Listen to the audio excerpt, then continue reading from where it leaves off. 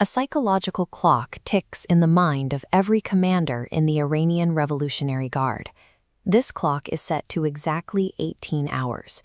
From the moment the order leaves the Oval Office, the 82nd Airborne Division can have thousands of paratroopers floating over any coordinate on the surface of the planet. Operational sequence is the weapon. Firepower is merely the commodity. The decisive advantage in modern conflict belongs to the force that can execute a flawless chain of events before an adversary can register the first link. While an adversary might build static coastal defenses to fight a traditional fleet, they are vulnerable to an integrated network. We do not wait for the horizon to fill with ships. We strike while the enemy is still orienting to a threat that hasn't arrived yet. This relies on vertical envelopment. By coming from the clouds, paratroopers bypass established coastal steel rings entirely, striking inland targets while the enemy's guns are still pointed at the sea. The C-17 Globemaster III serves as the technical backbone for this reach. These aircraft move the 82nd in modular blocks of 2,000 to 4,000 soldiers. If the enemy blinks, a combat brigade is on the ground. If they blink twice, an entire division of 18,000 has arrived. The 82nd Airborne operates on a three-dimensional warfare concept. They bring light armored vehicles, air-deployable artillery, and an integrated logistical system, arriving with gear checked and double-checked for immediate combat. This 18-hour deployment speed forces a total information vacuum on the enemy command structure.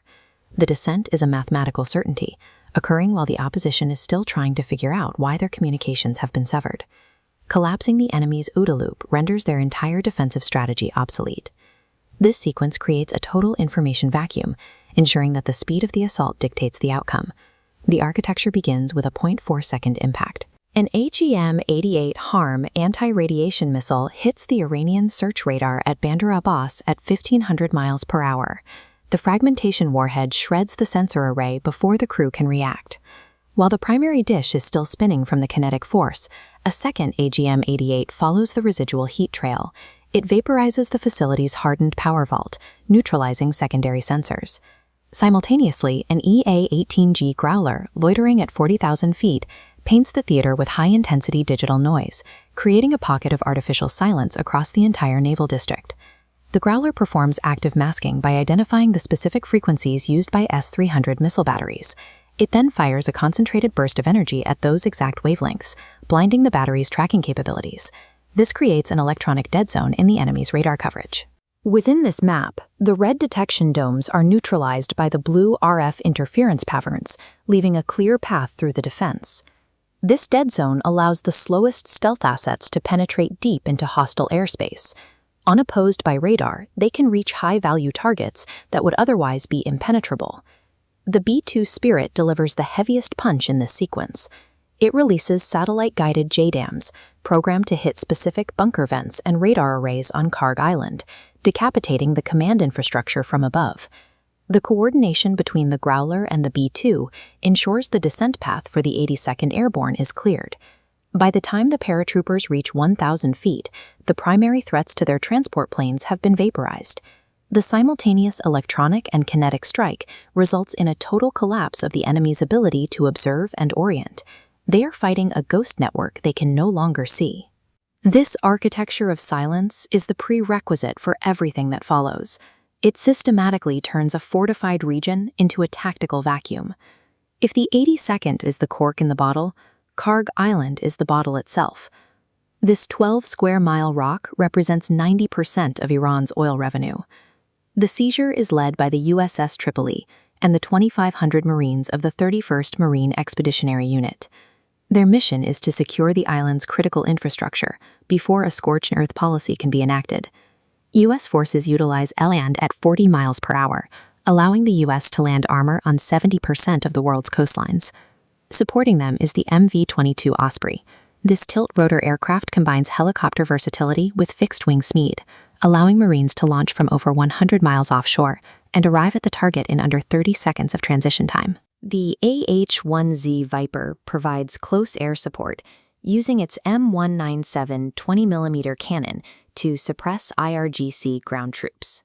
Its AGM-114 Hellfire missiles function like high-velocity sledgehammers, punching through armor to liquefy internal components through shaped charge jets. This phase employs infrastructure inversion. By seizing a single point of failure, the military gains strategic control without the need to destroy an entire army. On Karg Island, that point is the desalination plants.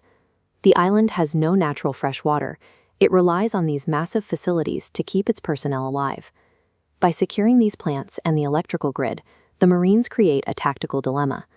The defenders must either surrender or attempt to fight without water. While the island is secured, a simultaneous mission strikes 200 miles inland. The Night Stalkers of the 161st SOR use MH-47G Chinooks for long-range penetration. They fly at nape-of-the-earth altitudes, sometimes less than 50 feet above the desert floor, to stay below the radar lobes of Iran's internal defense network. Their objective is the extraction of 440 pounds of enriched uranium.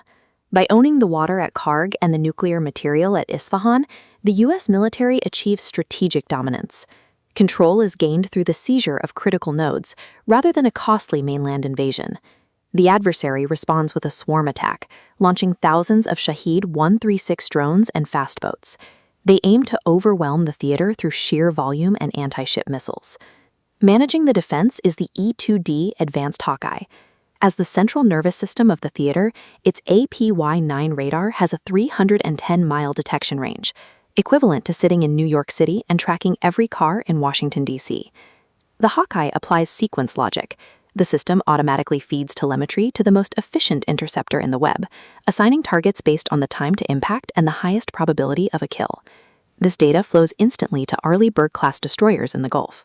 Their vertical launch systems are integrated directly into the sensor-to-shooter web, allowing for immediate response to incoming ballistic threats. This architecture closes the economic trap. The Iranians expect us to fire multi-million-dollar missiles at $30,000 drones, hoping to bleed the U.S. Treasury through attrition. Instead, the U.S. uses electronic warfare for a soft kill.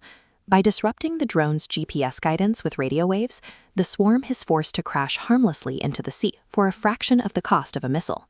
Kinetic interceptors are reserved for heavy ballistic threats. The THAAD system engages these missiles in the upper atmosphere, neutralizing them before they can reach the 82nd Airborne's positions. The THAAD interceptor hits like a kinetic fist punching through drywall. It destroys the target through pure speed and mass, obliterating the missile body in space without the need for an explosive warhead. For every dollar the adversary spends on an attack, they lose $10 in strategic value. Their investment in missile technology is systematically neutralized by a defense system that is cheaper to operate than it is to attack. Modern defense architecture has evolved to make asymmetric swarm tactics economically unsustainable. By using electronic warfare and integrated logic, the U.S. ensures that the attacker's treasury fails before our own. By the end of March 2026, the strategic map has been rewritten. The capture islands now serve as U.S. logistical hubs, supporting F-35C Lightning II rotations and maintaining the flow of global energy. The nuclear material from Isfahan is secured, and the Strait of Hormuz is open. A permanent steel ring of networked warships and captured bases now secures the regional architecture. The final strategic lesson is this: firepower is a commodity, but sequence is a weapon. The success of Epic Fury was not a result of superior numbers, but of superior timing. The adversary's critical failure was an inability to match the absolute speed of the U.S. military's integrated sensor-to-shooter data link. In their system, decisions were measured in minutes of radio chatter. In ours, they were measured in seconds of automated logic. When gas prices stay stable during a global crisis, you are seeing the direct result of the 82nd Airborne and the 31st MEF. The 18-hour clock is the silent guarantor of the global market. Consider the tactical board. If you were the commander, would you prioritize capturing the oil valves or neutralizing the inland missile batteries first? Tell us your tactical logic in the comments. In modern conflict, if your decision-making process is slower than your enemy's automated data link speed, you have already lost. The sequence is complete. The watch continues.